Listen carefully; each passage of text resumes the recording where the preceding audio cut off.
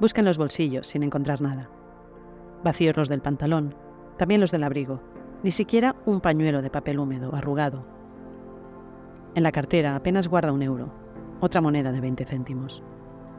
Alicia no necesitará el dinero hasta el cambio de turno, pero le incomoda esa sensación de no tener apenas. Trabaja en una estación de tren, en una de las tiendas de chucherías y bocatas, la que está cerca de los aseos. Así suele presentarse. En Atocha pagaría comisión en todos los cajeros, así que se baja en la parada de metro anterior para sacar en una oficina de su banco 20 euros, que le brinden algo de tranquilidad. Con un único billete en el bolsillo, Alicia se fija en la glorieta casi vacía, en los pocos coches y los pocos peatones. Quedan minutos para que se aclare el cielo.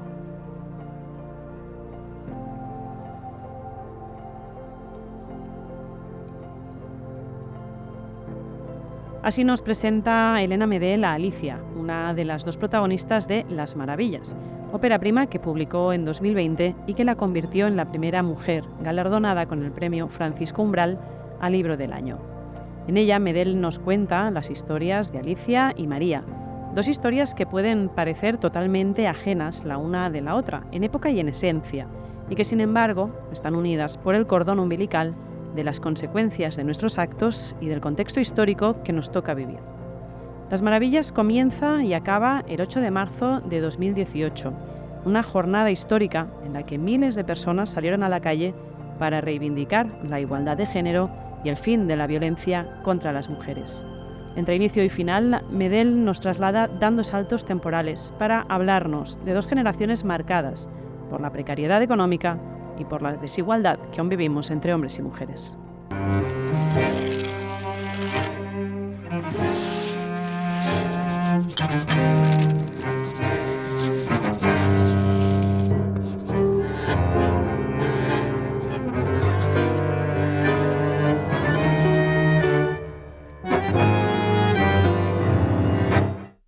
Elena Medel, bienvenida de Puño y Letra y gracias por acompañarnos en nuestro saloncito literario de hoy. Muchas gracias, es un placer. Hace ya 4 años de la publicación de Las Maravillas, primera novela publicada y éxito absoluto, podemos decir. Gran reconocimiento y además, si no me equivoco, traducida a 6 idiomas, ¿lo digo bien? Pues en realidad voy a quedar un poco mal, a 15. 15, esto ha pasado muy rápido. Sí, a 15. Ha hecho un camino curioso. Yo creo que estas cosas siempre tienen que ver mucho con el azar. Hay libros excelentes que no hacen un camino, que no recorren quizá un camino tan largo. Y bueno, pues yo he tenido la fortuna de que el libro fue encajando, ¿no? en un poco en la intención y en los entusiasmos de diferentes editoras en distintos lugares del mundo. Y sí que salió a 15 idiomas. Justo además hace unos meses presentamos la última traducción de momento, ¿no? que ha salido, que era en Corea del Sur. O sea que fue un viaje muy curioso porque a priori, claro, yo esperaba cierto choque, ¿no? Y era, no sé, para mí muy emocionante ver cómo había lectoras con otras circunstancias de vida que sin embargo encontraban cierto reflejo en los personajes. Interesante porque además, como veremos hoy en la entrevista, es una novela que puede parecer como muy de aquí. Sí. Y es curioso que hayan esos paralelismos, ¿no? Que puedan encontrar lectores y lectoras de todo el mundo ese punto de interés, ¿no? Precisamente vamos a entrar un poco vamos a profundizar en la historia, porque Las Maravillas nos cuenta las historias de 2 mujeres, de María y de Alicia, para situar un poquito a aquellas personas que nos estén escuchando y no la hayan leído todavía. ¿Quiénes son María? ¿Quién es María? ¿Quién es Alicia? ¿Y cómo llegan esos 2 personajes a ti, a Elena Medel? Son 2 mujeres que pertenecen a 2 generaciones diferentes. María nació a comienzos de los 50 y Alicia nació a mediados de los 80. Hay una generación entre ambas, que es la de un personaje que recorre también la novela, que está sin estar, que es casi un fantasma. De hecho, cuando aparece descrita así, que es Carmen, que pertenece a ese, digamos, momento entre María y Alicia. Pese a esa diferencia de edad, creo que tienen tienen vidas muy similares, ¿no? En cuanto a los desplazamientos, por así decirlo, que hacen. Ambas nacen en Córdoba, ¿no? Ambas nacen en una ciudad del sur y terminan instalándose en Madrid, además en barrios de la periferia de Madrid, y tienen en común, bueno, muchas experiencias y sobre todo, como decía, muchas circunstancias. La más potente creo que es la de clase social. A mí es algo sobre lo que me interesa mucho pensar y sobre lo que me interesa mucho escribir. Está en esta novela, está en lo que estoy escribiendo ahora, también en algún libro de poemas anterior. Entonces, bueno, tirando un poco de ese hilo, ver lo que las une, más allá de esas cuestiones, ¿no? Que digamos, me parece que en la novela esas distancias de generación no son tantas como las cercanías de clase, por así decirlo. Entonces, bueno, quería pensar sobre eso. El origen de la novela es el personaje de Alicia, que es la mujer más joven, que de alguna forma, con otros nombres y en otras circunstancias de vida, estaba ya presente en otros intentos de novela anteriores que yo había hecho. Entonces era un personaje que me provocaba bastante curiosidad. Quería saber cómo pensaba y quería, bueno, pues incluirla en otras historias y un poco casi jugando con ella, por así decirlo, ¿no? Surgió el primer borrador del primer capítulo, no primero en orden, pero sí en orden de escritura de Las Maravillas. Decías que investigas mucho sobre el que es el tema de las clases, de la clase social, de la situación económica, pero también vemos mucho el peso de la familia en la que naces, el peso del género. De alguna manera podríamos decir que es una novela de mochilas, de cómo afecta todos esos pesos de tu origen, del lugar donde naces y la clase social en la que naces, y cómo eso de alguna manera te marca un destino casi. Sin duda, sin duda. Hay un momento de la novela que es no un monólogo del todo, porque está contado desde fuera en la novela. La novela está contada en una tercera persona, que es un omnisciente caprichoso, lo llamo yo, porque lo sabe todo, pero siempre se pone de parte del personaje cuya historia está contando. Entonces, cuando está contando la historia de María, siempre está a favor de María, pero cuando está contando la historia de Alicia, se pone de parte de ella e incluso adopta algunos de sus tics y de sus modos.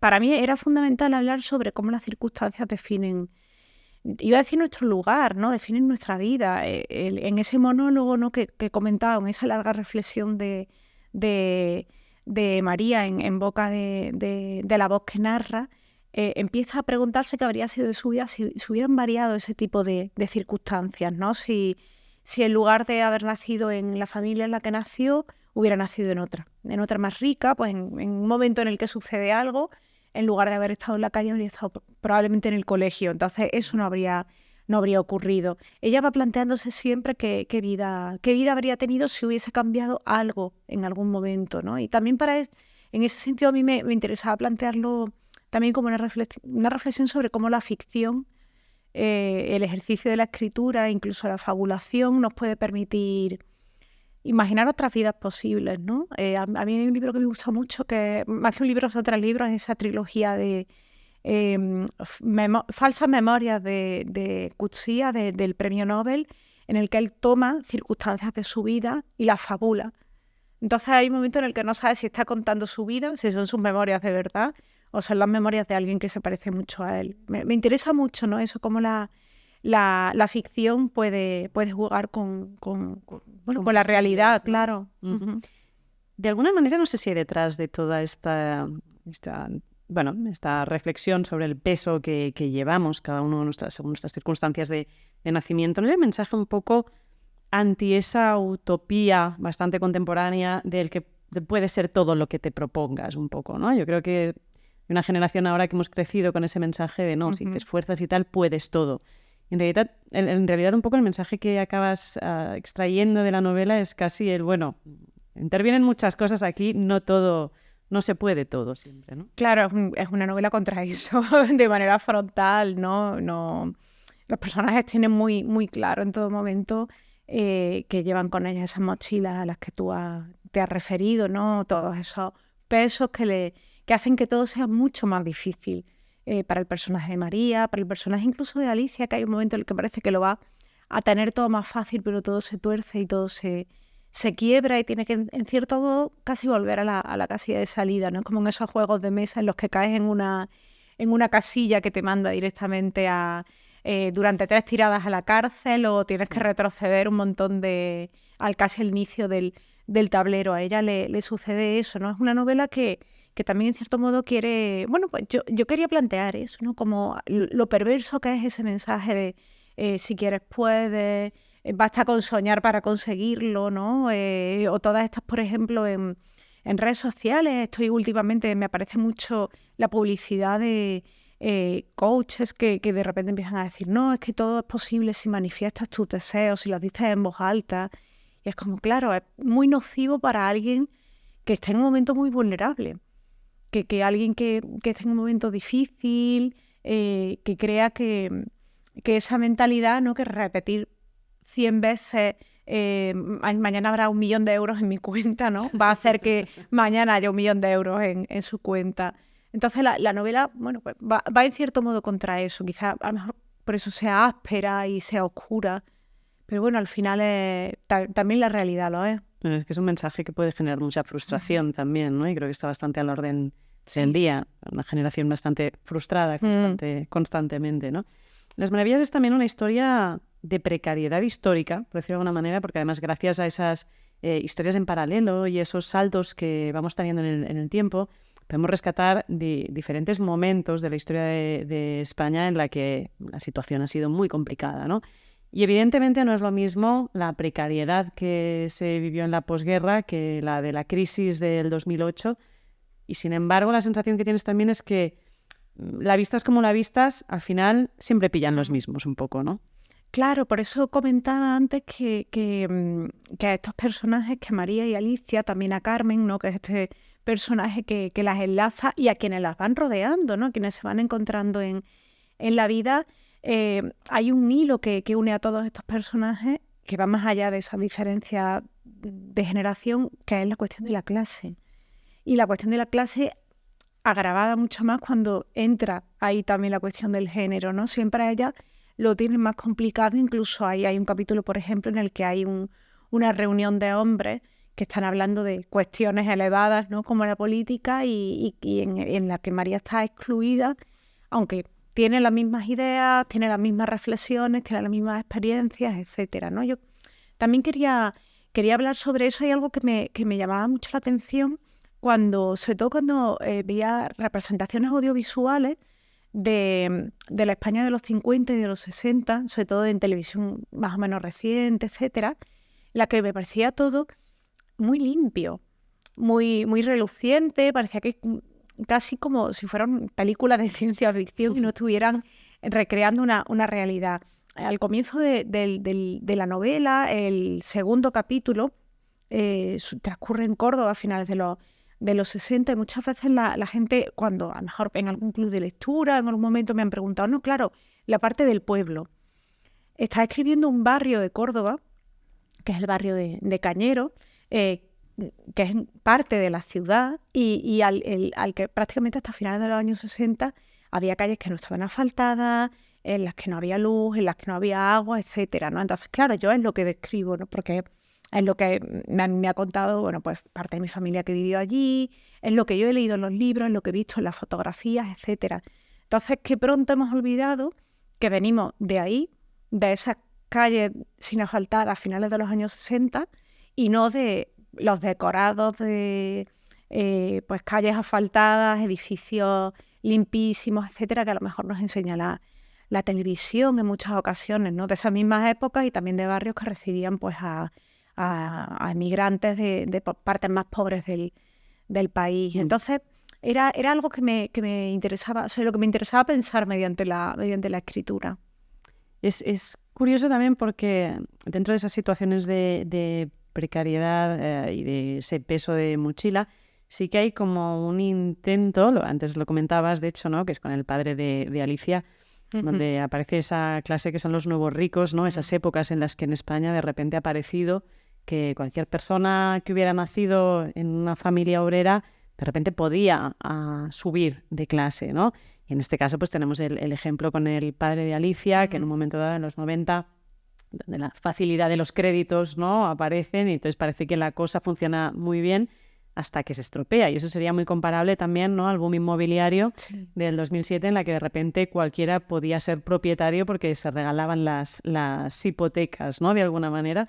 Es como un espejismo y además ahí volvemos a incidir en el sentido de que el único personaje que medio lo coincide, ahí lo consigue, acaba fatal.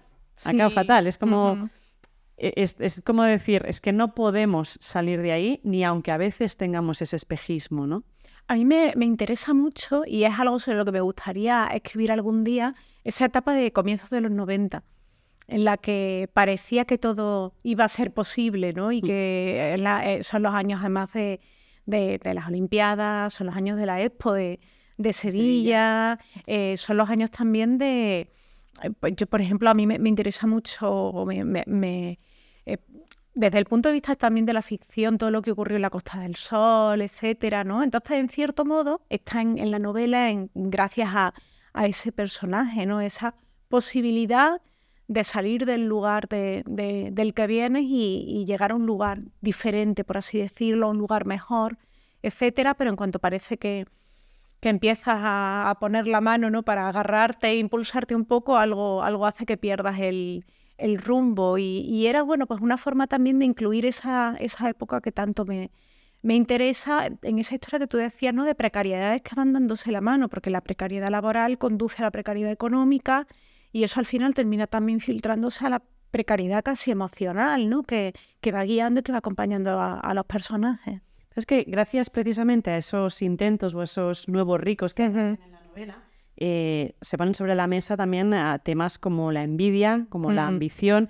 Y de hecho, si me lo permites, te quiero preguntar por un trocito, un fragmento que me ha llamado mucho la atención, que es cómo viven dos amigas de Alicia en el momento en que van a su casa, en un momento en el que ellos están pues muy bien situados, ¿no? Esa situación que les ha favorecido y que durante unos años parece que son los más ricos del barrio, ¿no? Leo este fragmento y ahora lo comentamos. Dice: por primera vez mencionó la envidia que Alicia había despertado en ella durante todo el curso. Los chándales caros frente a la combinación de pantalones y sudaderas con los que ellas debían conformarse. Y por primera vez mencionó también el alivio que al final de aquella tarde, le había supuesto la tranquilidad que había sentido al regresar a casa y encontrar en el sofá a su madre y a su tía, a su hermano pequeño y a sus dos primas acabando las tareas, a su abuelo en la mecedora, bajada la persiana, forzando la noche. La tranquilidad también de oír la puerta cerrándose porque su tía y sus primas se marchaban, y la tranquilidad más tarde de la puerta abriéndose porque su padre llegaba de trabajar. Corrió a abrazarle, y su padre le manchó la camisa de grasa del taller. Para el asunto del mensaje, Celia escogió uno sin vínculo aparente con la situación: las maravillas. Me parece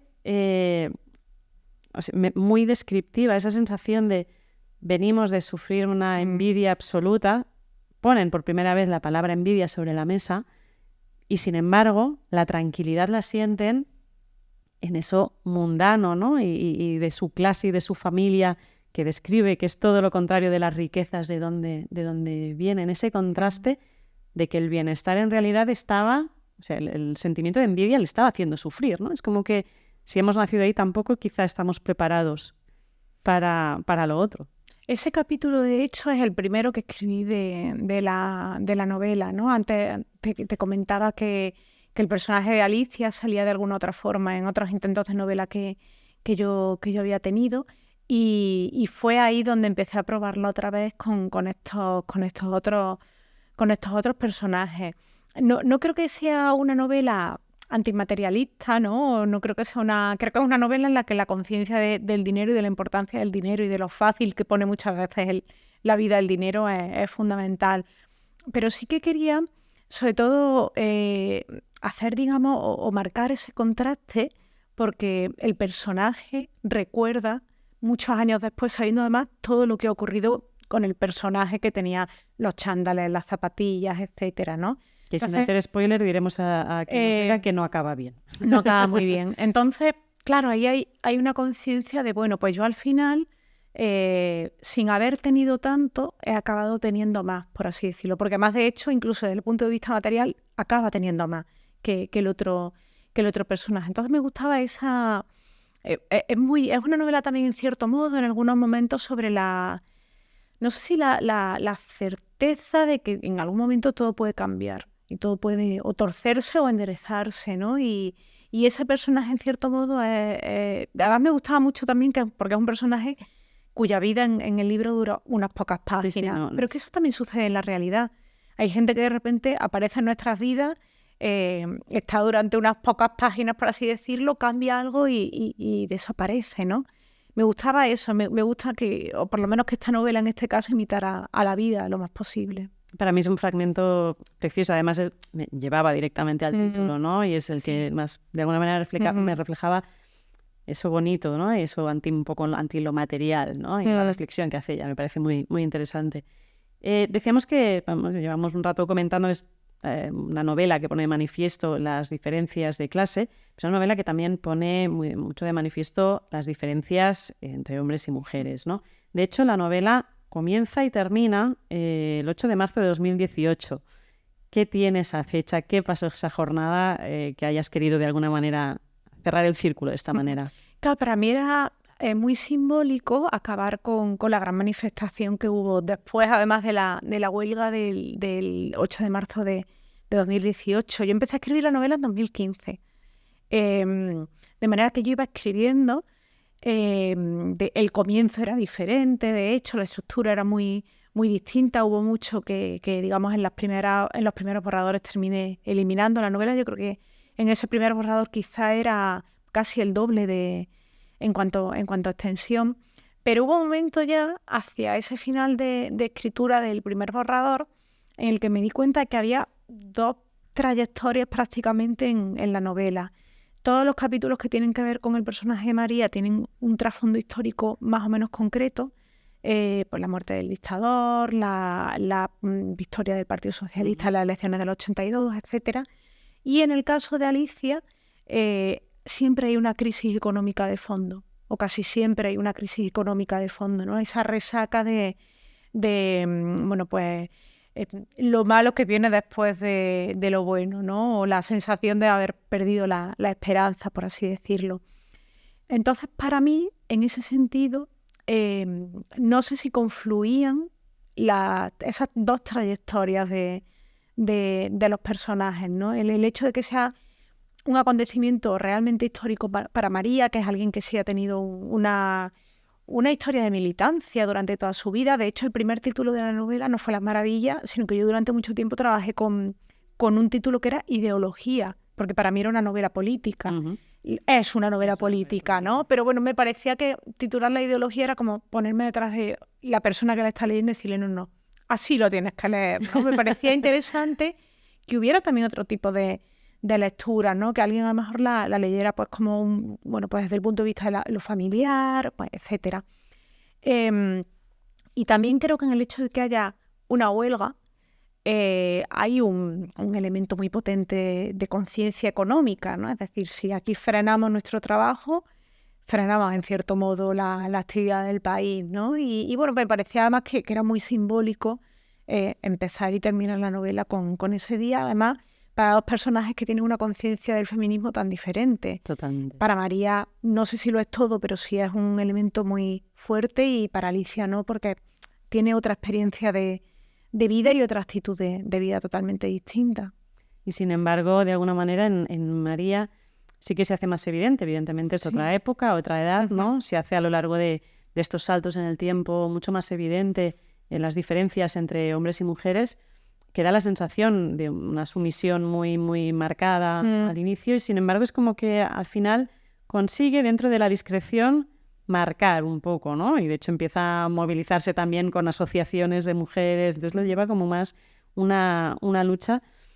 En el caso de Alicia es algo totalmente casi ajeno a ellas, y además lo vive desde es casi que no le da importancia, ¿no? a esas diferencias.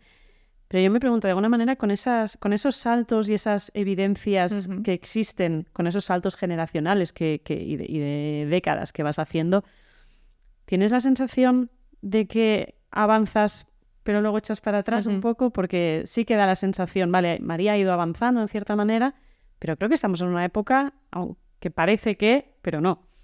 Claro, yo creo que estamos en una época justo en la que no podemos dar por sentado nada, ningún derecho conseguido. En cualquier momento puede haber un retroceso, puede haber una ley que haga perder una pequeña parte de derechos, pero luego otra ley que vuelva a ampliar esa pérdida, etcétera.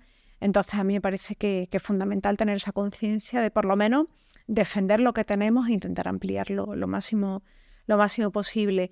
A mí me interesaba mucho jugar con esos saltos temporales porque bueno, el arco, digamos, de vida de María es mucho más extenso.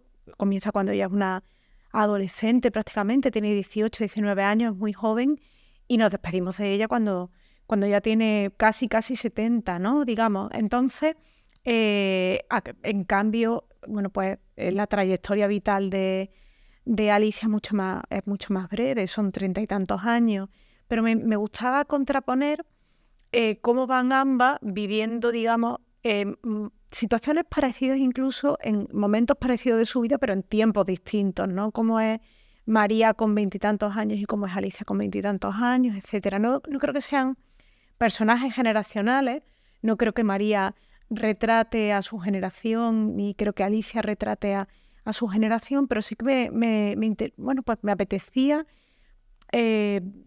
recoger en estos personajes actitudes diferentes ante la política. Y la política para mí no tiene que ver incluso con los partidos, el Parlamento, etcétera, sino con la política, por ejemplo, que se hace a ras de calle. Por eso María tiene una implicación tan fuerte con el asociacionismo desde muy joven, que además, bueno, pues ella vive, cuando este personaje llega a Madrid, se instala a vivir en el barrio de Carabanchel, que es el barrio en el que vivo yo desde hace años, que es un barrio además en el que el asociacionismo y los colectivos vecinales tienen un peso fortísimo. Entonces, pues, me parecía que reflejaba una parte además de la historia que no estaba del todo contada, ¿no? Cuando hablamos de la historia siempre hablamos de grandes nombres, casi siempre masculinos, casi siempre con un bagaje social, económico alto, etcétera. Y al final la historia también la hacen nombres que desconocemos, que la mayoría son mujeres, y que, bueno, pues empiezan a cambiar el mundo desde la posibilidad de cambiar su propio mundo.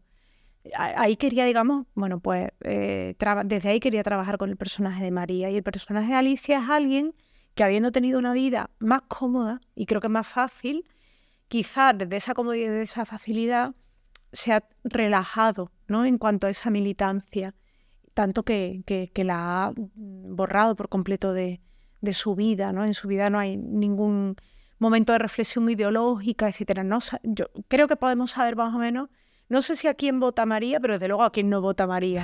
Pero sobre Alicia, por ejemplo, yo como autora de la novela no sabría decir, por ejemplo, ni siquiera si vota. Yo, si tuviera que apostar, diría que no vota.